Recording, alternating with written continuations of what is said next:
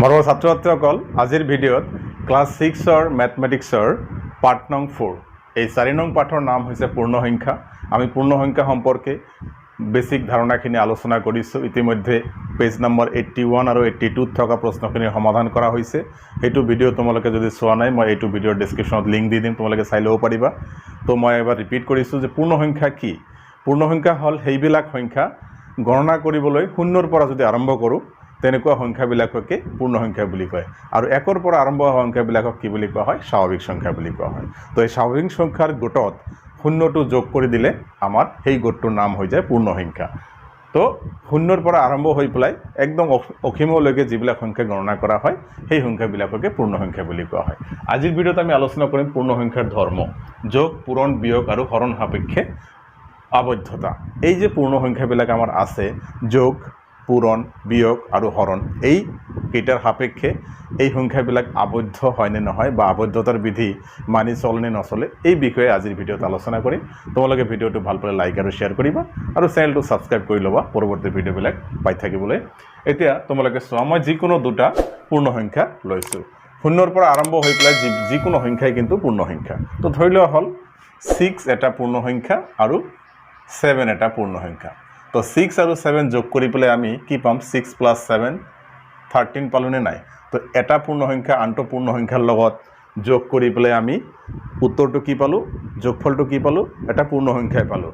গতিকে আমি ক'ব পাৰোঁ যিহেতু এইটো চিহ্নটো যোগ, গতিকে পূৰ্ণসংখ্যাবিলাক যোগ প্ৰক্ৰিয়াত আবদ্ধ বা যোগ সাপেক্ষে আবদ্ধ বিধি মানি চলে। মৰমৰ ছাত্ৰ ছাত্ৰীসকল, যদি যিকোনো দুটা পূৰ্ণসংখ্যা যোগ কৰি পেলাই যোগফলটো এটা পূৰ্ণসংখ্যা হিচাপে পোৱা যায় তেনেহ'লে তুমি ক'ব পাৰিবা যে পূৰ্ণসংখ্যাবিলাক যোগ প্ৰক্ৰিয়া সাপেক্ষে আবদ্ধ বা যোগৰ আবদ্ধতাৰ বিধি মানি চলে, যিকোনো ভাষাত তুমি ক'ব পাৰা। তো এইটো আমাৰ হৈ গ'ল। তো পূৰ্ণসংখ্যাবিলাক কি? যোগ প্ৰক্ৰিয়া সাপেক্ষে আবদ্ধ বা যোগ সাপেক্ষে আবদ্ধ। এতিয়া আমি পূৰণৰ ক্ষেত্ৰত যাওঁ। ধৰি লোৱা হ'ল 2 এটা পূৰ্ণসংখ্যা, 3ও এটা পূৰ্ণসংখ্যা। তো 2 পূৰ্ণসংখ্যা, 3 পূৰ্ণসংখ্যা, এই দুটা পূৰণ কৰিলে আমি কি পাম? 6 পাম। এইটো এটা পূৰ্ণসংখ্যা। তো দেখা গ'ল যে পূৰ্ণসংখ্যাবিলাক পূৰণ সাপেক্ষেও আবদ্ধতাৰ বিধি মানি চলে বা পূৰণ সাপেক্ষে আবদ্ধ। মৰমৰ ছাত্ৰ ছাত্ৰীসকল মনত ৰাখিবা। এইবাৰ আমি যদি বিয়োগ সাপেক্ষে যাওঁ, ধৰি লোৱা হ'ল 2 এটা পূৰ্ণসংখ্যা, 3 এটা পূৰ্ণসংখ্যা। তো 2 আৰু 3, 2ৰ পৰা 3 বিয়োগ কৰিলে আমি কি পালোঁ? -1 পাম। তো -1টোতো পূৰ্ণসংখ্যা নহয়, কাৰণ পূৰ্ণসংখ্যা আৰম্ভ হয় শূন্যৰ পৰা। 0, 1, 2, 3 এনেকৈ অসীমলৈ গৈ থাকিব। তো শূন্যৰ পৰা আৰম্ভ হয়, এইটোতো -1টো শূন্যতকৈ সৰু হ'ল।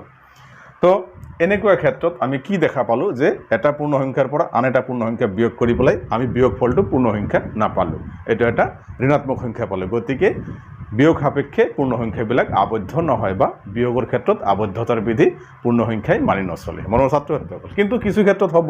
ধৰি লোৱা হ'ল এনেকুৱা যদি 7 - 5, এইটো এটা পূৰ্ণসংখ্যা, এইটো এটা পূৰ্ণসংখ্যা। তো 7 - 5 = 2, 2 এটা পূৰ্ণসংখ্যা, কিন্তু এই ক্ষেত্ৰত আমি পালোঁ, কিন্তু প্ৰত্যেক ক্ষেত্ৰতে পোৱা নাযায়। কিন্তু যোগ আৰু পূৰণৰ ক্ষেত্ৰত যিকোনো সংখ্যাৰে তুমি পূৰণ কৰা পূৰ্ণসংখ্যাই যোগ আৰু পূৰণৰ ক্ষেত্ৰত আবদ্ধতাৰ বিধি মানি চলে। সেইকাৰণে যোগ আৰু পূৰণৰ ক্ষেত্ৰত মানি চলে আৰু বিয়োগৰ ক্ষেত্ৰত মানি নচলে। তোমালোকে লিখিবা। এইবাৰ আমি হৰণৰ ক্ষেত্ৰত যাওঁ। হৰণৰ ক্ষেত্ৰত কি? ধৰি লোৱা হ'ল 6 / 2, 6 এটা পূৰ্ণসংখ্যা, 2 এটা পূৰ্ণসংখ্যা। এতিয়া 6ক 2ৰে হৰণ কৰিলে কি পালোঁ? 3 পালোঁ। তো এটা পূৰ্ণসংখ্যাক আনটো পূৰ্ণসংখ্যাৰে হৰণ কৰি পেলাই হৰণফলটো আমি পূৰ্ণসংখ্যা পালোঁ। ইয়াৰ পৰা আমি কি ক'ম? পূৰ্ণসংখ্যাবিলাক হৰণ সাপেক্ষে আবদ্ধ বুলি ক'ম নেকি? নক'ম। কিয় নক'ম? এই ক্ষেত্ৰত হ'লেও যদি আমি এনেকুৱা কৰোঁ, ধৰি লোৱা হ'ল 6 / 12, এই ক্ষেত্ৰত কি হ'ব? ওপৰত যাব 6, তলত আহিব 12, কটাকটি কৰিলে কি পাম? 1/2। 1/2টো এটা পূৰ্ণসংখ্যা নহয়। তো এই ক্ষেত্ৰত আমি পূৰ্ণসংখ্যা নাপালোঁ। ঠিক আছে? তো প্ৰত্যেক ক্ষেত্ৰতে হৰণৰ বেলিকা আমি পূৰ্ণসংখ্যা নাপাওঁ। এটা পূৰ্ণসংখ্যাক যেতিয়া আনটো পূৰ্ণসংখ্যাৰে হৰণ কৰোঁ তেতিয়া আমি কিছু কিছু ক্ষেত্ৰত পূৰ্ণসংখ্যা হৰণফল হিচাপে পোৱা নাযায়। গতিকে আমি ক'ম যে হৰণ প্ৰক্ৰিয়াত পূৰ্ণসংখ্যাবিলাক আবদ্ধ নহয় বা হৰণ সাপেক্ষে আবদ্ধ নহয়। মৰমৰ ছাত্ৰ ছাত্ৰীসকল, তোমালোকে মনত ৰাখিবা, এই চিষ্টেমটো আমি খুব ইম্পৰ্টেণ্টলি বা খুব গুৰুত্বপূৰ্ণভাৱে মনত ৰাখিব লাগিব। আগন্তুক ক্লাছবিলাকতে এইবিলাক আছে। তো আজিৰ ভিডিঅ'ত বেছি দীঘলীয়া নকৰোঁ। আজিৰ ভিডিঅ'তে এইখিনিয়ে। লগ পাম পৰৱৰ্তী ভিডিঅ'ত। ধন্যবাদ।